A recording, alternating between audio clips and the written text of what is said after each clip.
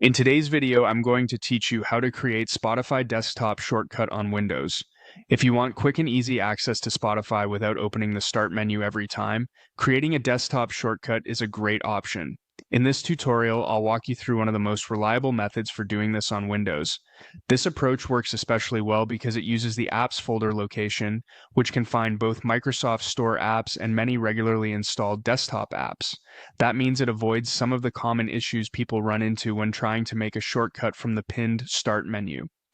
To begin, go to your keyboard and press the Windows key and the R key at the same time. This opens the Run dialog box, which is a handy Windows tool for quickly opening hidden folders, settings, and system locations.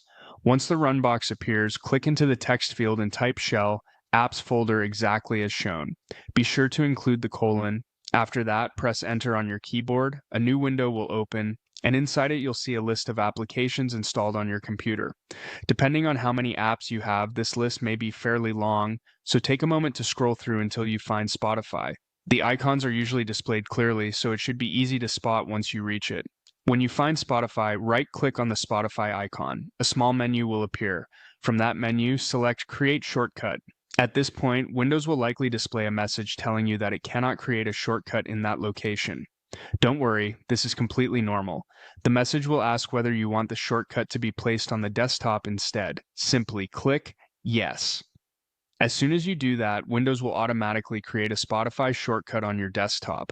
You can now double-click that shortcut anytime you want to open Spotify quickly.